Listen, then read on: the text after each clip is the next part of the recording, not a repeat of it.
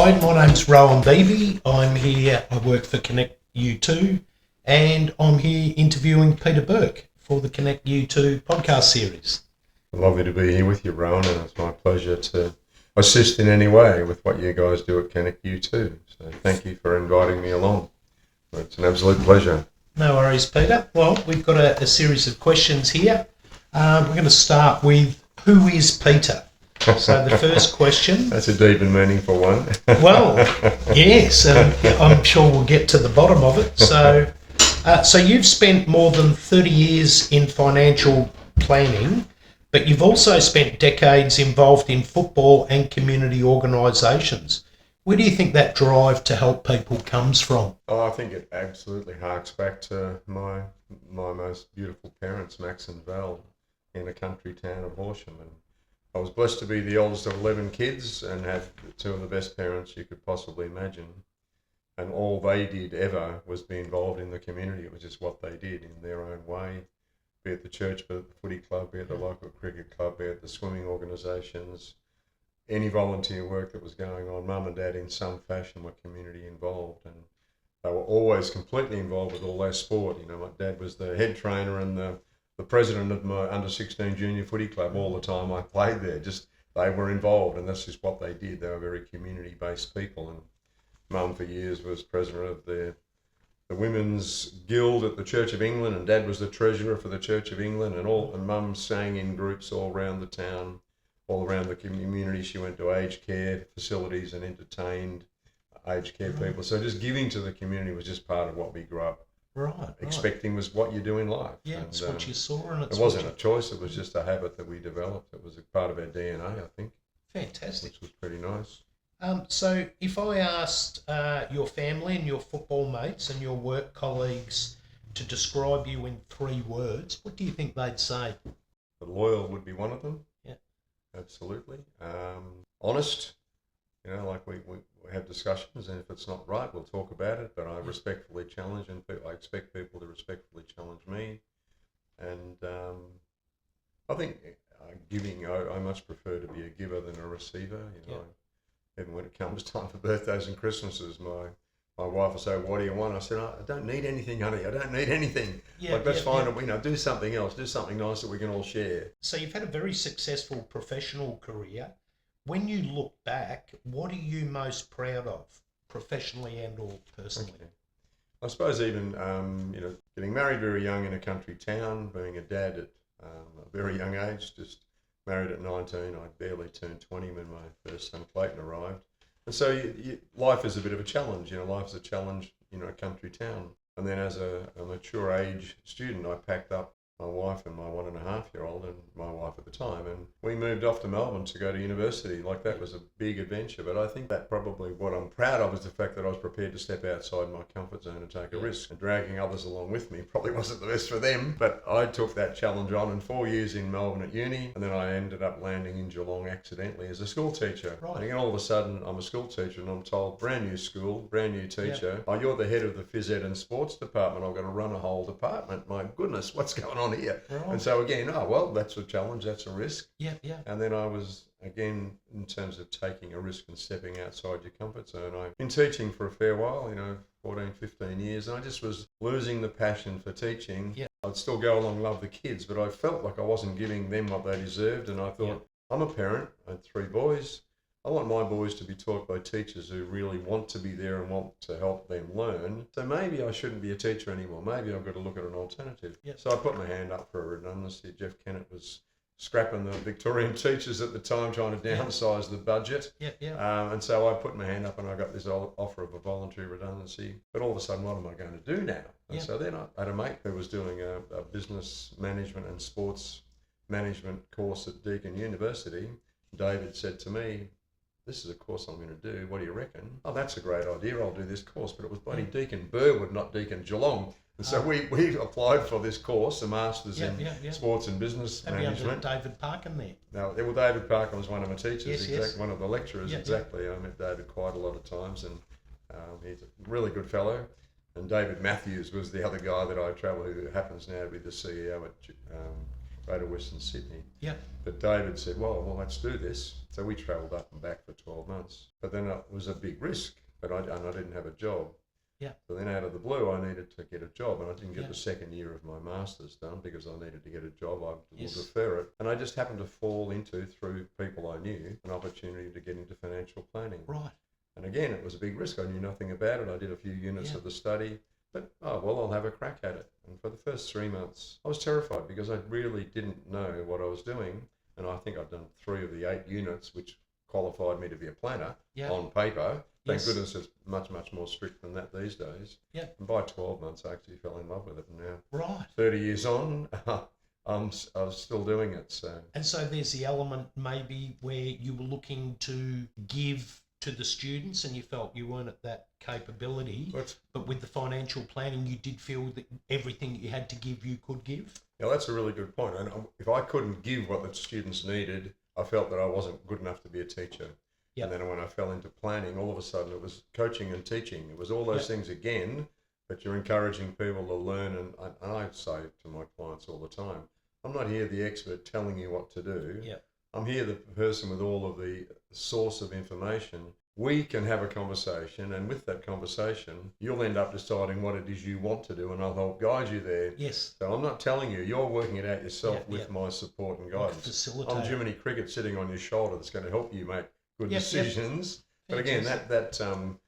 every day I go to work, like I'm blessed because when I do stuff, the feedback when you put people in a better position, when you help people understand and get through complexities that they wouldn't be able to deal with themselves. The buzz for me is very selfish because every day I get rewarded massively, Yeah. It's a beautiful thing when that comes back at you all the time. So Yeah. doing good and helping and supporting other people is a little bit selfish because you get so much back. The Yes. feedback that comes back to you is pretty damn good. And I like that. Yes. It keeps yes, me yes. buzzing. Fantastic. keeps me going. So, was there a particular moment in your younger life that changed the direction of your life? Good question. It was again experiences with really, really good people, and I finished year 12, I failed year 12 because I just wasn't that interested in schools. Went back because I didn't know what to do, so I went back and repeated it. Yep. And I was lucky enough to have 2 people who were both great friends. I played cricket and football with both of them, Right. and happened to be teachers at the Horsham High School. Right. And so the relationship with them was way beyond them just being my teachers. It was a sporting footy club and cricket club involvement as good friends Like as a well. mentoring. And exactly right. Yeah. And they kept saying to me, what are you doing with yourself? What are you doing with yourself? And then finally it got round to the fact that both of them independently said, why don't you go back and do some night school stuff and have a crack at uni, because you could be you'd be a really good teacher. You could be a teacher. Right. What, really? And it took me 6 months to ponder that and put it through my brain. And they convinced me, and I went back and did biology and economics at night school, got really good marks because the teachers were the people that were my friends as such. And I was lucky enough to get my marks cranked up and got into Right. to uni at Melbourne. So. When you say cranked up, they motivated you and you cranked it up. Yeah, and I yourself. actually I ended up getting a pretty good score because I was motivated, because Yes. I actually wanted to do it, and I had people that believed in me, that were supporting me. So I think that, those 2 guys were probably the key. And Mum and Dad, God bless them, would never push, would never tell you had to do. They supported anything and everything we wanted to do, but they would never be demanding that you do something or pushing you to do something. Whereas these guys, it challenged me in a different way. Yeah, right. What are you doing with yourself?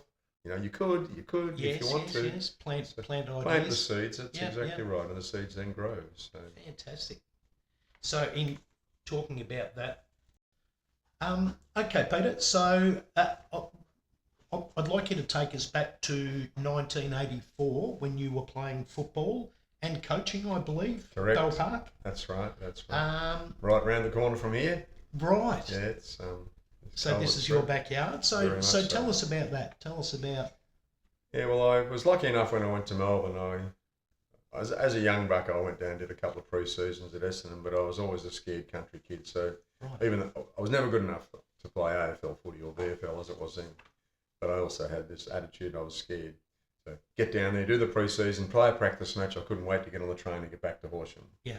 My younger brother, who's 6 years younger than me, played 2 years at Essendon, played senior footy at Essendon. So David did very well. He actually went down and challenged himself and took that upon himself. But when I went to uni, I'm a fair few years older, and all of a sudden, it was an opportunity, and I was in Melbourne anyway, so I was lucky enough to play VFA, which is now the VFL. Yes. So when I arrived in Geelong, just accidentally got sent to this place called Corio North High School. Where the hell's Corio? Where's Corio North? I had to look it up on the map. Yeah. Because you played footy in Melbourne in VFA, reasonable standard. Of course, the Geelong clubs are all wanting you to knock on your door and wanting you to come and train with them, which I did because I had no idea. I trained with multiple clubs, and then I just one club at the time trained on a Tuesday night, and it just felt right. It just felt right. I went back on the Thursday night. And this beautiful man, again, role model in life, beautiful man called Donnie Matheson, who was president of the St Mary's Footy Club. He ended up being president of the league. And before I got to get even changed for training, I was told to go into the committee meeting room. There's someone who wants to talk to you. And this little bloke with one hand, he'd had an accident, lost a number of his fingers, held the beer with a thumb, and the thumb was actually another finger grafted onto the side of his hand. But he was the most impressive little bloke, about 5'4" and about 60 kilo dripping wet. He had so much charisma and so much presence. He sat me down, tapped on the table, and within 15 minutes I'd signed with St Mary's. Right. So I was lucky enough to play at St Mary's for 4 years as an assistant coach. Played in a premiership and a grand final. We lost. Then I was going to be the coach at St Mary's. Don had gone on to the league presidency at the time, and the guy that took over, we want you, you're stepping up, you've been the assistant coach, we want you to take over as president. At the last minute, I got the nod to say, they've changed their mind. And that devastated me because I just wanted to be the coach. Yes. And I'd had this other very, very good mate. I happened to be talking to him as I drove here just before, Jeff Jarvis, who lives in the area. And Jarv and his wife at the time lived right round the corner. I lived in Hilltop Street, which is the next one down. And their kids went to school with my boys at Mano Primary, and I got to know them really well through all that stuff. And Jarvid, he's a Bell Park man. He kept saying, "You got to come over." So for 2 years, he'd been harassing me about coming to Bell Park. And when St Mary's said, "Up your bum, you're not getting the coaching job," I went to Jarv and said, "Maybe I'll reconsider." And I went to a function with them, and at 1 o'clock in the morning, after a Bell Park function, I signed as coach. Yeah. And that was at the end of 1982. We then were lucky enough, and my brother David, who had been at Essendon, came with me as assistant coach, which was pretty cool. Right. He was down here playing with me at that point. And David and I were lucky enough to go and coach Bell Park, and we were runners-up in 1983 to North Shore. Yes. And then when we're coming off the ground, David actually couldn't play because St Mary's refused him a clearance, so he stood out for the year. And as he came off the coach's bench to me, I'm crying and I hugged him. I said, "Mate, we're going to win this next year when you can play." Right. And so we did. We went out and won it together. Yes. And 1984 was the first premiership that Bell Park had won, like in a senior premiership. They won reserves and junior premierships. So that was your second year as coach? It was the second year as coach, yep. And it was just one of those absolute milestones that meant so much to so many people. Yeah. And I'm lucky. I'm the playing coach. I coached the premiership. Yeah. But so many people that had been just heart and soul of that club for decades. I think they were formed in 1958.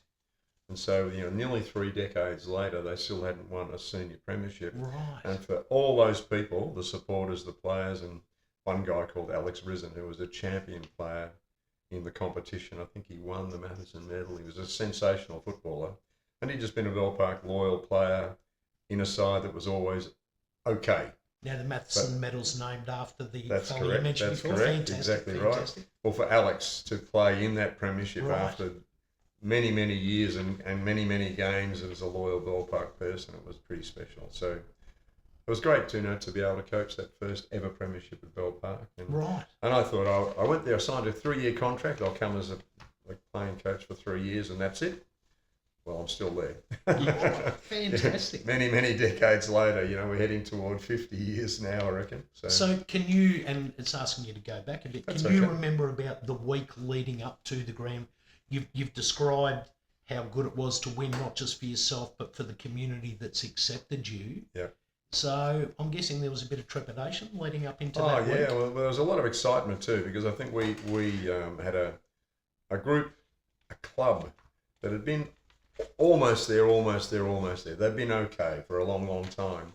And all of a sudden, the fact that we went so close, we only lost by 6 points the previous year, and we had more scoring shots. So we almost lost it ourselves against North Shore of the previous grand final. So we had really good belief. Yes. We'd also started the 1984 season with 2 wins and then 3 losses in a row. So after 5 rounds, we're 2-3, and we're looking, gee, we might even miss the finals if we don't pull our finger out. We then won 12 on the trot. Oh. So we got to round 17 and we'd had 12 on the trot.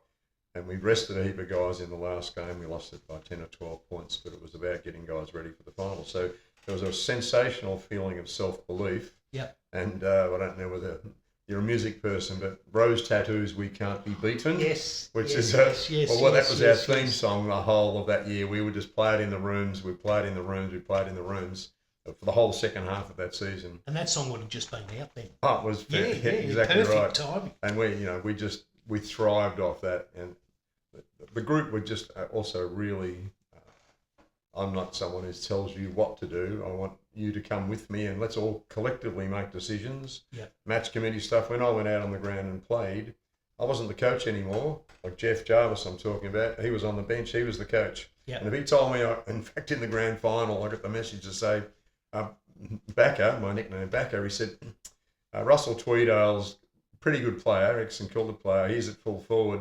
I think you really need to go down and play on him for the last quarter and a bit.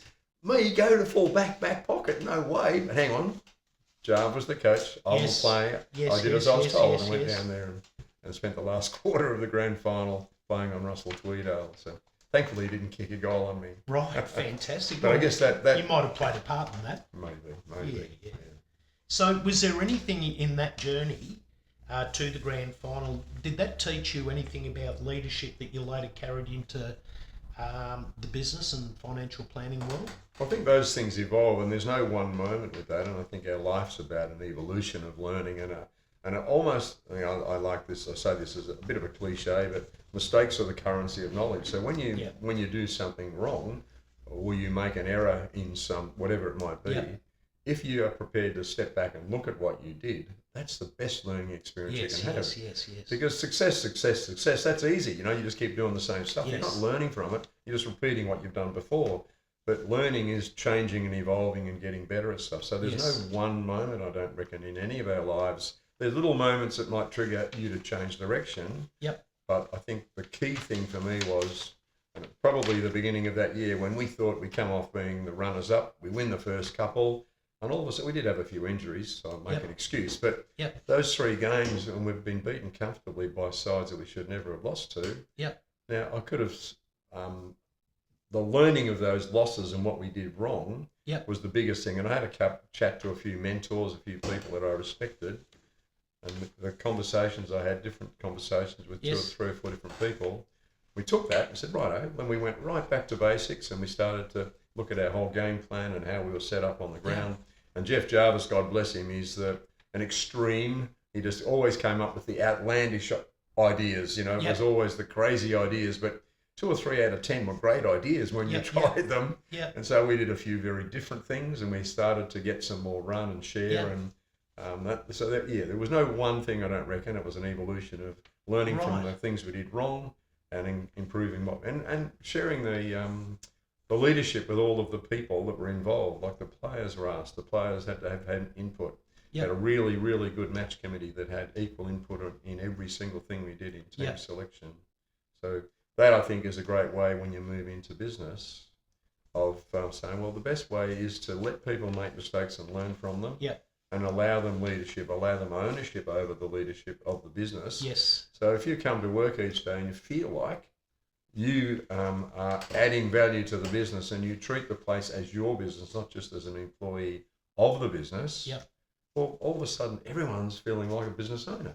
Everyone is functioning in that mindset, but we've got to get this right because it matters for us, not whether it matters for me. Remove the internal all about me stuff and take it out to the group. And that was again mum and dad from kids.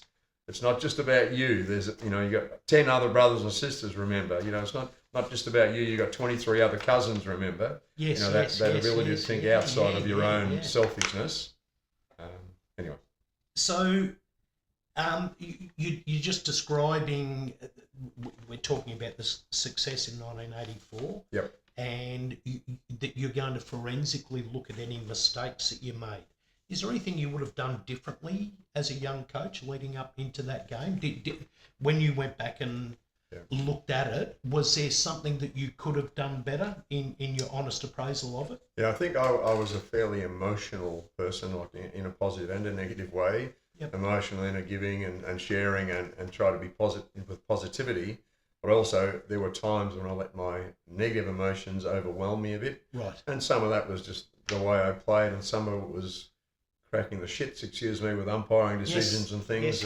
And I've got a couple of occasions where I'm in the middle of the ground and umpire's made a crap decision and I'm just going off at the umpire. Yes. And they give a free kick against us and we get a goal kicked against us, and that lack of control. Yes. And there was an instant where we were playing St. Peter's at the St. Peter's ground, and it was just a horrible third quarter. A lot of stuff that they did to some of their good players, which I was pretty peed off about.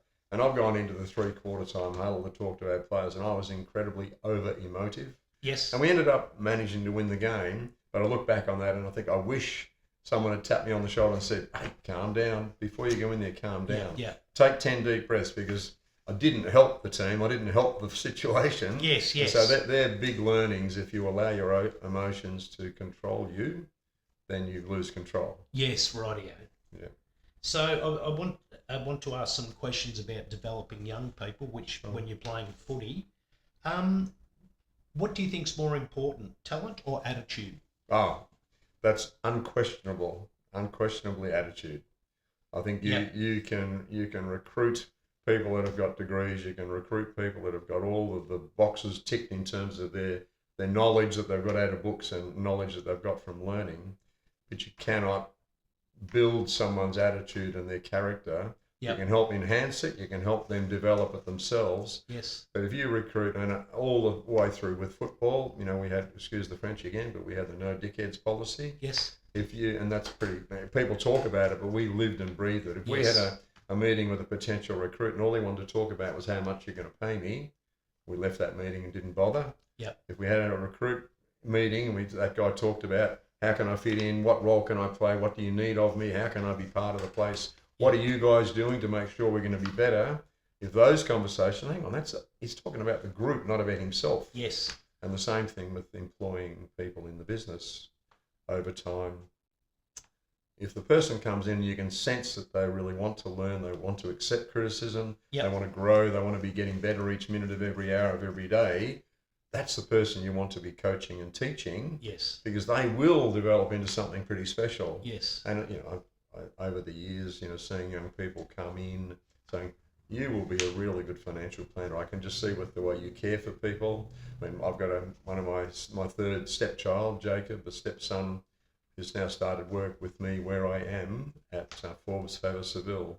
And Jacob has been working, he did a degree, law and commerce, double degree, got a job at Cotton On. Yes. Really good, successful, got promotions, but he just was not passionate about the role and was thinking, can I do this for another decade or two? Get like yourself in teaching. His mum, my wife and I have been together now for 14 years, so it's seen financial planning because I was living it, and he was always talking to me. He did work experience with me when he was at Joey's. And Jacob is the sort of guy who will be a great planner because he genuinely cares. He's got a great learning, wanting to be better attitude, and he's pretty smart too. All those things come together, but it's the attitude, not the capability, that matters. And he's now working as a trainee planner, customer support person over the next 3 or 4 years. He will become, I'm sure, a really, really good financial planner who will do it for the right reasons. You do it because you can see you can make a difference in people's lives, not because you might get paid okay. Yes. If you do the right stuff, the financial rewards will come incidentally. Yes. If that's not your focus. So that may flow on into this. You've worked with young footballers who went on to play at the highest level. What separates the young people that make it from the ones that don't? Yeah, it's a fantastic question. And I think certainly there's an ability level, a part of it is And I was lucky enough to spend 9 years at the Geelong Falcons, which was great after I finished coaching at Burke. I was lucky enough to get into development coaching. And the Falcons started in 91 or 92, I reckon. And I was asked to take on the development squad there, which was the under-16 Billy Goggins squad, was called then. Yep. And all the young blokes coming through who were the next generation under-18 group, Yep. I was able to coach them. And you see so many guys with such ability, and you know, for every guy that gets to play league footy, there's another 10 who had just as much ability. Yep. But it's a combination of attitude and opportunity, and I think attitude probably has a bigger influence over it, but some kids just don't have the opportunity, and part of that is their circumstances. You know, maybe they, haven't got the chance to be in the right spots at the right times, and might be economic circumstances that cause that. But I think the benefit of the young guys that make it, and that was something that when we were then at the top level with the Falcons, the under-18 level of my last 4 years there, we wanted to produce footballers who would go back to local football and be great leaders, coaches, teachers of kids, as much as we wanted to produce a Cameron Ling or a Jonathan Brown. Yep. Who are great young men, sensational people, and who went on and had extraordinary careers. Yes. But they are not better people than the guys that went back and coached at local footy, went back to the Hamden League and coached and played. Went up to Melbourne and coached and played after university and so on. They're just guys that had the chance and were given an opportunity and grabbed it and took it. Lingy's a good example of that, because he was looked at as a too small key forward who was a great marking, goal-kicking forward, but was never going to be big enough for league footy. Yeah. And so we shifted him into the middle one game at Cardinia Park, and he got, I think by three-quarter time, he had 40 possessions, and the league guys looking at him and said, oh, shit, hang on, he's not just a key forward. Oh, there's a bit more to this guy. Yes. And he was a guy who just wanted to be... And he could stop other people from doing things too. He became one of the best taggers the AFL have ever had. But also a sensational person, more than a footballer. That's the key thing. There's a bit of a theme developing here that's coming out in your questioning. So now, going back to financial planning, do you believe there's anything that Australians get wrong about money? I think part of it comes from education, and again, going back to my time as a teacher and a coach and so on, I think that so many people, the monetary side of their lives, and that's just the financial well-being, and it's not about whether you got $1 or $1 million.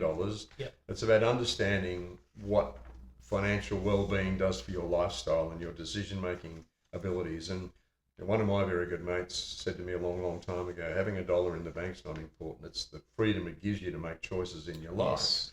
And I say that to my clients all the time. It doesn't matter what you've got on the screen with the report I'm showing you. If you don't use it to make good choices in your life. As I'm coming here, I had a phone call from one of my beautiful client friends.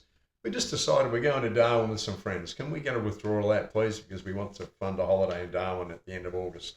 Awesome. Fantastic. Spend it on yourself. Do stuff. So I think the key thing I would love if we could get our young people to understand what they need to do in terms of putting a little bit aside. If you earn $100, take 10 of it, take 20 of it, and put it somewhere, save it, then invest it, let it work for you. And not just the fact that you'll have a much bigger bucket to dig your hands into, but the ability to then make choices in your life and have the freedom to do things rather than every week, every fortnight, fearing there won't be enough in the bank balance to cover next week's bills. And it's peace of mind stuff, it's lifestyle, well-being stuff. Money itself means nothing.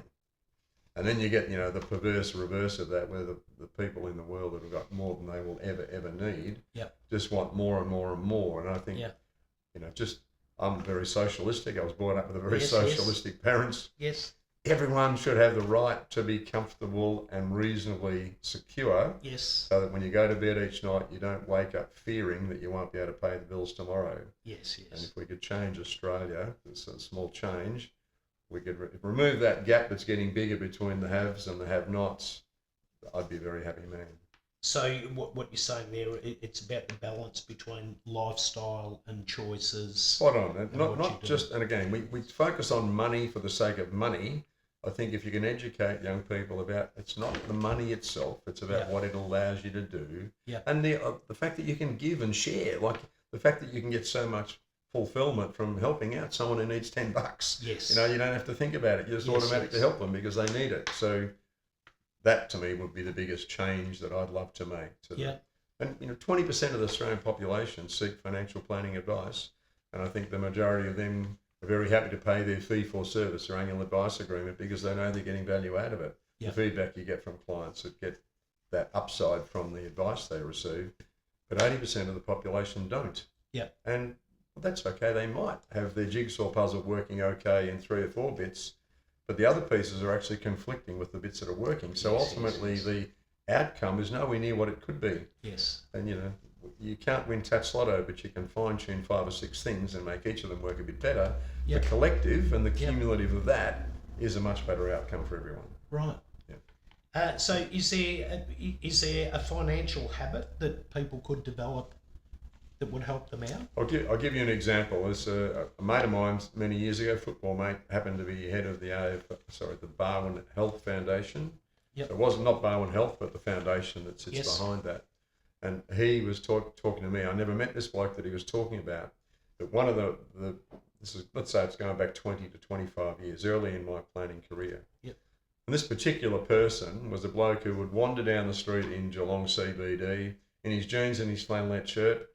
And you would not ever think for a second that he was anything but just a bloke who'd just come down for a coffee and was going home again. And this guy was now into his 70s. And he was the biggest donor, donating in the order of 10 million a year. This is going back 20 years ago to the Barwon Health Foundation. And his story was that he began work at 18 and encouraged by his parents to take 30% of what he earned from his first pay packet and bank it or invest it. And this guy then, over the course of his life, just took 30% of every pay packet and did something in an investment sense with it. He had this portfolio of shares that was obscene, and the earnings he got from this portfolio, just cumulative benefit over the whole of his life. So let's say there's 60 years worth of accumulation and compounding benefits. He was now a philanthropic donor of serious consequence. He would never inherited money, he didn't win Tats Lotto, he wasn't a business owner. He was just smart enough to invest 30% of every pay packet through his whole life. And Gavin would say to me, he tells me that he's still got shares that he bought 45 years ago. Buy the share, dividend reinvest, and then buy different, he had a very broad portfolio. He wasn't focused on anything. But just that, use a little bit of what you get each pay packet and do something with it. So, my philosophy with that is, if you invest or save and spend what's left, you've got a chance of accumulating. But if you spend and then invest or save what's left, there's never anything left. Because the black hole of consumption just consumes. So we've got to try and set up automatically these investment ideas. I love that. I've asked for a habit. You've given me A, the habit, and B, how it's worked extremely successfully. That's fantastic. Lovely. So now we hear a lot these days about self-managed super funds. Who should consider having one? Very good question, and I think that one of the probably misleading things is that people talk about it first of all about scale. So unless you've got scale, you shouldn't have a self-managed super fund. But I think the self-managed super fund concept is great for people with the right needs. And so if I wanted to go and buy myself a commercial property and I wanted to use my superannuation monies to do that, well, you need a self-managed super fund. If I wanted to go and buy an residential investment property, there's some assets that you just need to have a self-managed super fund for. And some people just really like the idea of having control and visibility over everything. But I these days probably wind up self-managed funds as often as I'll set them up. Because a lot of people have got them for the wrong reasons. I had lovely clients in Melbourne who have had a self-managed super fund for a long time. And 20 years ago, they had a couple of properties and it was appropriate then. But when they came to me seeking advice, they referred to me, all they had was managed funds in a self-managed super fund. There was no real need to pay for the other extra layers of complexity, the cost and the administration and the burden, or the compliance load on them as the directors of the trustee company, as the members of the fund, was pretty significant. And if it goes wrong, who's going to cop it? And so therefore, I talk to them about It didn't cost them much less because they had to put it in a different place and get different advice about it, but it would remove lots of complexity and ultimately a bit cost saving for them. So self-managed super funds are great in the right place for the right people, for the right set of circumstances. And, you know, the old, there's no rule of you have to have 200 grand, you have to have 500 grand, you have to have 800 grand. I think it's very much about the circumstances first. And then you might say, well, it's not right yet, but in 5 years' time, if you keep building your super to some scale, we can then go off and buy a commercial property, whatever. So there's no black and white with it, I think, but primarily it's about why we might need it, not the scale of what you've got, and it's about what you might choose to be investing in then. And for some people, they might have the scale, they might have the right, but they just haven't got the right awareness, the attitude, the approach. Couple, for example, and this is totally non-sexist, so male or female, one or the other, or a same-sex couple, where one of them is really focused on all this stuff and the other one couldn't care less. Well, the risk is that when one of them that doesn't care about it has got to take control, hang on, they don't know what they're doing, they don't care. So there's circumstances where you say, well, it's probably appropriate now. A client from down the bush, down Warrnambool way, had a self-managed fund with them for years, and his wife got no interest at all. And Alan is now well into his 70s, and he said to me, I reckon it's probably time we start thinking about this. I agree with you, because if I'm not around or I can't be bothered anymore, my wife is not going to be interested in this. So they're the triggers to unwind as much as they are to set it up. Okay. So you're describing people who maybe shouldn't have a self-managed super fund. Is there can you know when you meet someone that maybe they shouldn't, or is there any indicators? Well, I guess that's part of it, the getting to know the client. I mean, you would never be able to make that judgment the first time you meet them. Because there's a whole lot of unraveling of the circumstances behind them. If you go through that process and get to know the client properly, ultimately that's what, if you're a financial planner, you should be. It's not about what you invest in. It's about knowing everything about their life. And I use, very respectfully, I talk to people. If we're going to go ahead and this relationship's going to work, I said, you and I both probably need to be able to get up on the table and dance naked, because if we don't know anything and everything about each other, I cannot possibly help guide you through what you need to be able to do. And it's not just the financial grow this and invest in this. It's about all the lifestyle needs and wants, and it's about your kids, your health, your grandkids. What do you want to do in 20 years' time? Who might be your estate when you pass away? So it's so many variables that need to be talked about and understood. Then you can give people good guidance. And they, as I said, it's not me telling them they should have a self-managed super fund. It's them thinking that they could use a self-managed super fund, and me trying to guide them about whether that's the best or not decision for them, good or a bad decision. So do you ever see circumstances of people who have money, but having the money or the pursuit of money detracts from their happiness? Oh, yeah, absolutely. And if your God is the dollar, then you are never going to be satisfied. You're never going to be comfortable. You'll always want more. And sadly, I have experiences, lots of experiences with that sort of stuff where you see the person who's driven by money as their focus, rather than again, even individually. I have had clients where they just wanted to make sure that what they had in that bucket was growing, but they weren't living. There were one lovely couple from a few years back, and they had more than they would ever need, and they only had one son to leave it to. And so, they had a beautiful home that was worth a lot of money, and their bucket kept getting bigger, but they couldn't reconcile spending it on life pleasures and life experiences because, that might be a waste. We might need it tomorrow. That they'd lived through that. That was their attitude to money, I think, most of their lives.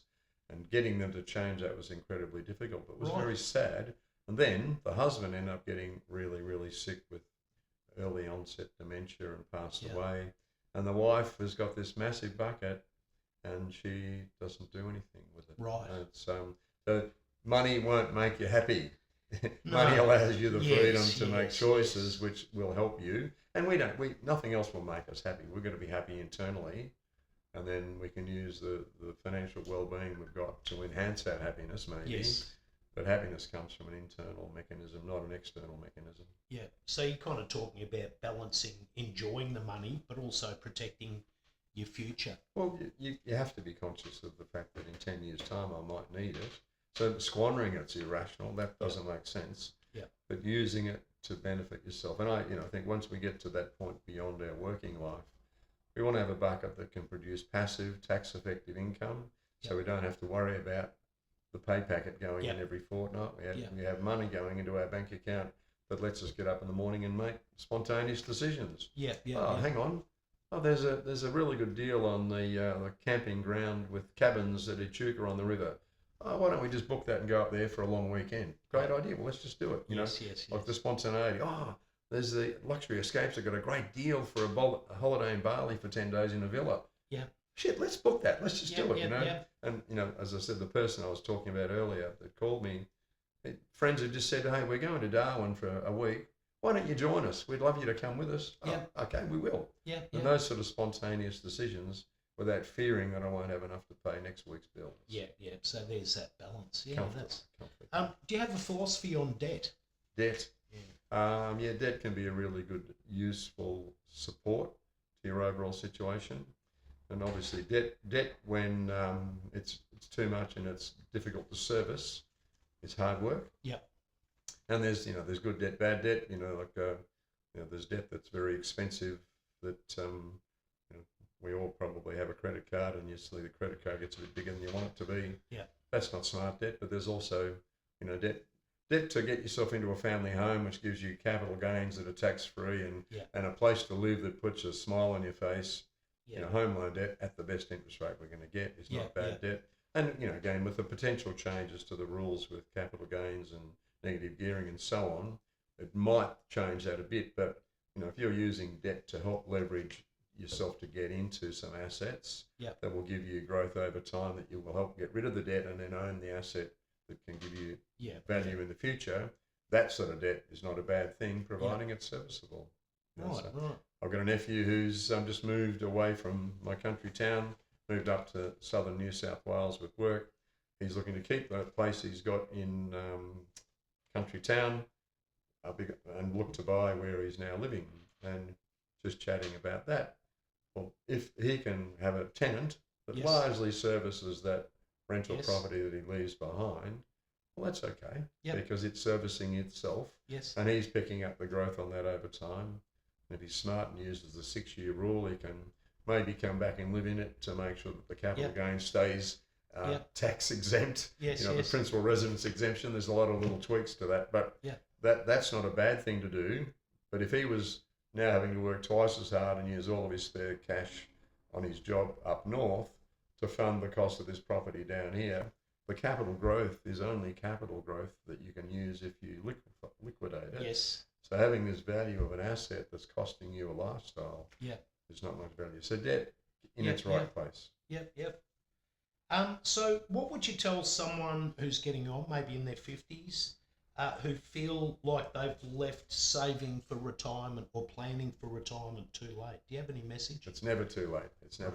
And I think that opportunity, you get to that point, let's say you're in your early 50s, most probably, you'd probably still have a mortgage. Most people will still have a mortgage, unless you're really lucky.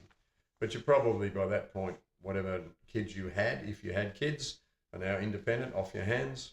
And there's a fair likelihood that some of that will free up cash flow. So the biggest thing then is if you can say, right, the next decade, let's have a real focus for the next decade on maximising my cash flow tax effectively, and things like salary sacrificing to super, adding more to what the boss puts in, and just every $100 you put in, if you're in if you're between $45,000 and $135,000 a year, you're paying 30 plus Medicare. Well, if I put that into super, that $100, instead of taking home $68, I actually keep $85 because all the taxman takes is the 15-cent contribution. So you're really only losing $68 out of the $100 in your take-home pay. What would $68? A couple of pizzas, go out 3 or 4 drinks, that's not that big a deal. And if you do that to start with, then in 6 months' time, when you've got used to that little bit, you can make it a bit bigger, and you incrementally grow that so that at some point in time you get used to the money that you're putting aside. It's not costing you too much in a lifestyle sense. And when you start to get the reward of seeing your superannuation bucket growing, and you can project forward and say, when I hit 65 or 66 or 67, oh my goodness, if I keep doing what I'm doing, I'll have this much. If I do this that we're proposing and gradually, incrementally increase it, I'll nearly double what I've got when Yeah. I'm ready to step out of the workforce. I'm not retiring. I don't like that word. I'm choosing to move into a different phase of my Yes. life Yes. where I can fund my lifestyle from my bucket, Yep. not from earnings, Yep. and I don't have to get up each morning and be controlled by someone else's timetable. Yeah. Yeah. I can choose.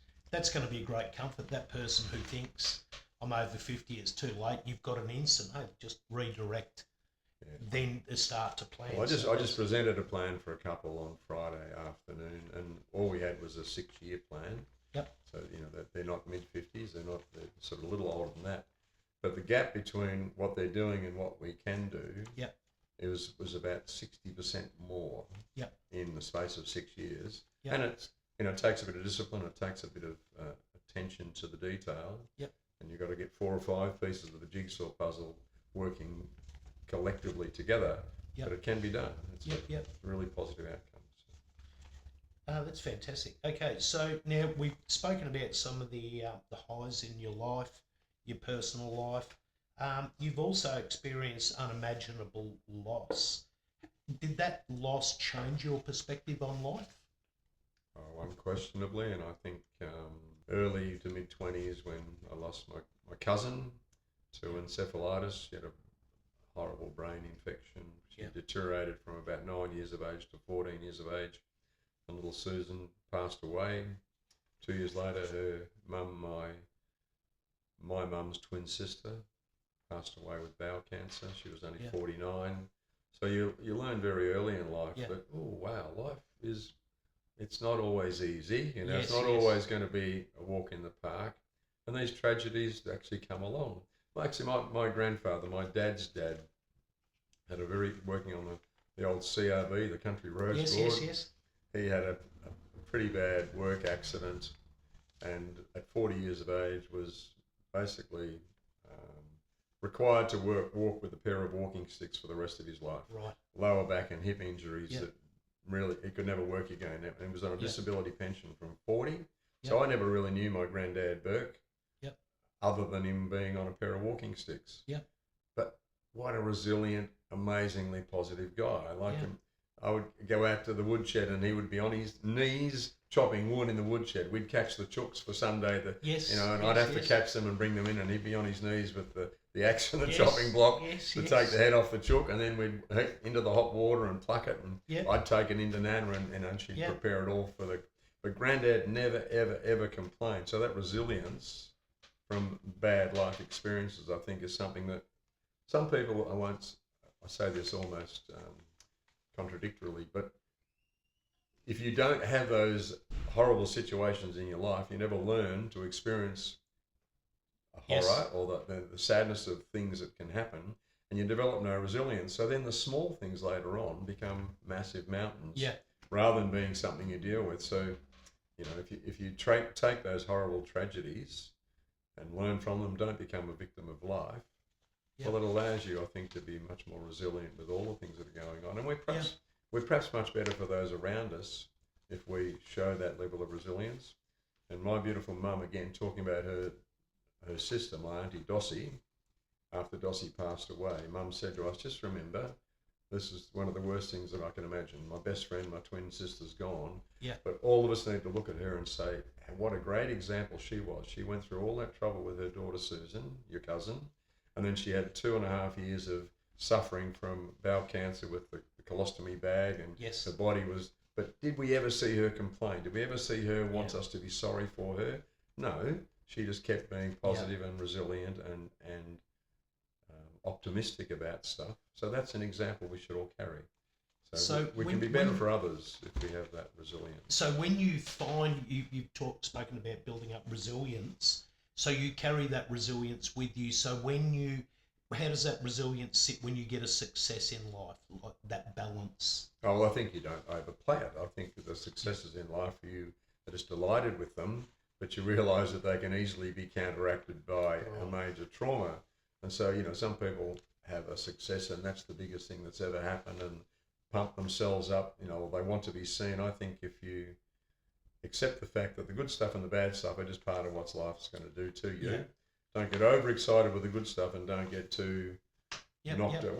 When my eldest son passed away, we as a family back then said, it's okay. We all have to feel the pain, and we have to feel the trauma. And if you need to throw yourself on the floor and stamp your feet and scream at the sky and say, why me? Why did this happen? That's okay, but we'll give you 15 minutes. Yes. Once you had that 15 minutes, you're going to get up off the floor and get back to coping, because someone else needs their turn to be down on the floor. So, okay to feel it, and if we don't feel the pain of loss, it means that person didn't matter to us. Yeah. If we don't feel how tough it is to have those horrible things happen to us, then the person that wasn't, they didn't really matter. But at the same time, don't stay down, get up, because someone else needs your support then. Yes. So you're just talking about finding strength when life doesn't give you what you want or what's ideal. And I think you don't always find that inside yourself either. You find that from those around you, and that's part of the process of knowing that we can each share the moments of being down, but we also need to share the moments of being picked up. You know, and none of us want to be the victim of life forever. Well, some people, that's how they behave, but we're not good to anyone else. If I'm the victim of life forever, how can I pick you up when you fall over if I'm still being the victim of life? It's all about me. Yes. And again, So if someone's going through the darkest period of their life, you kind of describing how to do. Yeah, well, again, I couldn't tell that person what to do. Yeah. But I think if you provide the right support around them without trying to tell them, because if that person needs to be told they haven't got it in them, it's got to come from within. Yes. And if that person is allowed to experience the negatives but not be condemned for feeling sad, down, and are given opportunities to step outside of that grief, well, then they will work it out. But we can only be the coach and the teacher and the mentor around them. Yes. We can't tell them what to do. I think that's probably reflective. The other thing you've just described before is when you were saying about fall to your knees for 15 minutes, it's also implied while they're on their knees, you've got them. Exactly right. I'm there cuddling, I'm supporting, I'm providing as much TLC as I can. I'll allow you that moment. I'll give you that moment, but don't take too long. Yes. Like, it's okay. Don't live there. That's exactly right. Yes. So you've spent decades giving back through football, community organisations, and what you've described too through the financial planning as well. It's not just a job, and you've described it's important to you to give and take. Why is it important to give? I think that, again, I've probably touched on it in some of the things I've said earlier, but the act of giving ends up coming back to you many, many, many times over. Yeah. Again, it's almost a selfish thing, because the feeling of doing good, being kind, the feeling of caring for somebody, it's pretty uplifting for you. Yeah. And I feel really sad for people that don't choose to do that, because they are missing out on so much. Yeah. And again, go back to my beautiful parents, and I would say, you might help that person who needs some help because you see them needing help. It might not be them that comes along and helps you tomorrow, but they'll help someone else because they like what you did for them. And then that person will help someone else. Yeah. And 10 or 12 of those little helping acts, it'll come back to you by someone who didn't even know what you did last week. Yes. But they've been inspired by all the other little acts of helpfulness and kindness. And it doesn't cost you anything to be kind. Yes. It doesn't cost you anything to offer someone some help. Yeah. It does, and if all of us could just add that little bit. Sitting in a situation like this with three of us sitting here at the moment, and if I talk about some stuff that empowers and uplifts me, both of you hear that and you feel good because you're feeling the good energy of what it is that I might have talked about. When you leave this meeting, you'll probably go and speak to two people, and you'll probably go and speak to two people. Yeah. Well, that multiplier effect, those two people then will go and speak to two people. And I call it the squaring, 2 times 2 is 4 times 16, et cetera, et cetera. And if we all give a little bit of kindness and care, we can empower other people to do the same.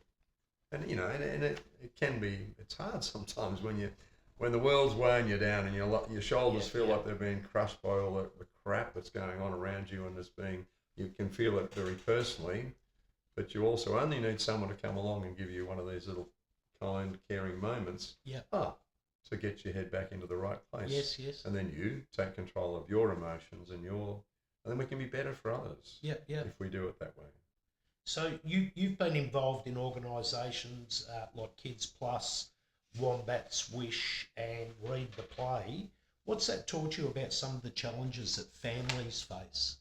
Well, I think that we cannot conceive. We can sit in our own little place and think, oh, it's tough. I've got which bill am I going to pay first this week? Or, oh, damn, I've just got a broken leg and I'm in a cast and I'm going to have to be on a crutch for 2 weeks. You think that's tough when you're living it. And then, you see like with Wombat's Wish, one in every classroom, which is about 1 in 20 students will experience the loss of a parent. Yeah. So you go across all the schools in the country. Yeah. Almost one child in every classroom will experience the loss of a parent. That's the numbers, 1 in 20. And so how can anyone that's not been through that understand or accept it? Yeah. But what that says is that we need to be conscious of trying to find strategies and approaches to provide support for those young people. Yep. We've got a lovely lady, I won't quote, but she lost the father of her 2 boys. And she took those 2 boys to one of our camps, and she went because the Wombat's Wish camps include work for the parent, the bereaved carer or parent, as well as the children who've lost a parent. Yep. And as a result of that, this person is one of our heavily involved in all the things we're doing because she was inspired by not just what it did for her 2 boys, but what it did for her and the opportunity it gave her. And those sorts of examples where people can take that moment of negativity. There's a wonderful book that I when I lost my second son, Jack, which is just before COVID smashed us in. Yep. Jack passed away on the 27th of January 2020. Right. And we were lucky because we got his celebration of life done just before the world closed down around us. And thankfully we did, because we packed out the president's rooms at Kidinia Park. It was 15 or 1600 people. It was huge. Yeah, yeah. Jack was a pretty huge presence. But when that happened, there was so much going on in life, and to actually have him passing, his 2 girls losing their dad, all the things that went on with that, but to be able to go through that process and then see that there were opportunities.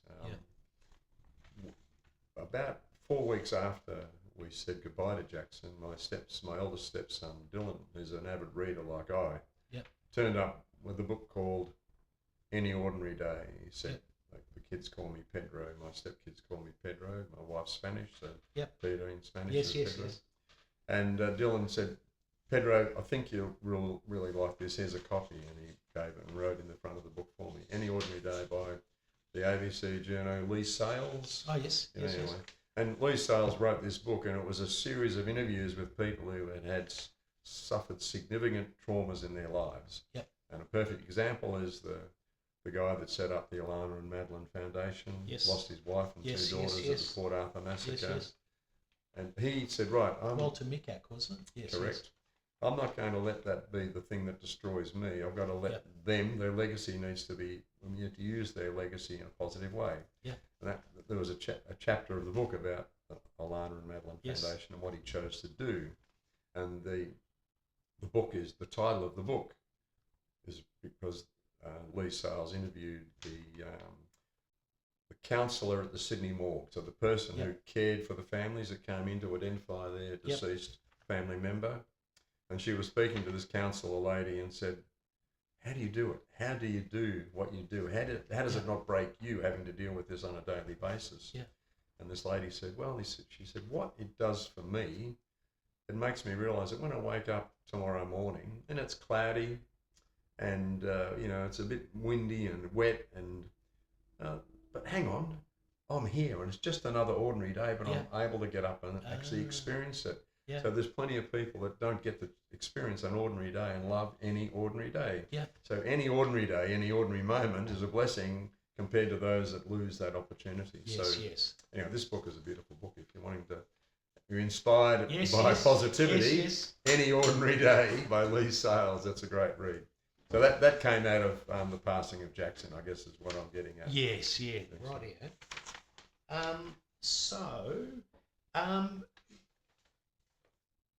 You've described so much, and you've described it over. You shouldn't let your me start life once I start talking. No, this My is wife fantastic. says that, for goodness sake, shut up, they're sick of you. No, it's fantastic. I mean, you've described country life, you've described city life in Melbourne, you've described football communities, you've described. Is there anything that you had wished that you had appreciated more when you were younger? Yeah, good question. I have to ponder that one. Again, I can't think of anything in particular. Perhaps if I flip that, the one thing that, again, I was very lucky to have pretty special parents. And in spite of the fact that we were the poor family who lived on one wage in a little 4-room weatherboard house on the edge of Horsham, never, ever, ever did we feel that we weren't lucky. Yep. Never, ever did we feel that we were missing out on something. We were always loved to death. Like, just love was unconditional and forever. We were always warm. We always had a warm bed to sleep in, and we were always fed. And the food was the basic stuff, and it was quantity, but we never had empty tummies. And I suppose the blessing of just being happy with what you've got. And not aspiring to have more because you need more, and not aspiring to have possessions for the sake of possessions. If I need it, I'm happy to get it, and I love nice things. I love to be able to do that, but I don't care if I haven't got. It doesn't matter. It's not about having it for the sake of having it. If it provides some useful benefit to me, I'm delighted to have it. And I love to go on a holiday. Esther and I have had some lovely overseas holidays, which I'm privileged and so lucky to have done. And I want to do a lot more of them.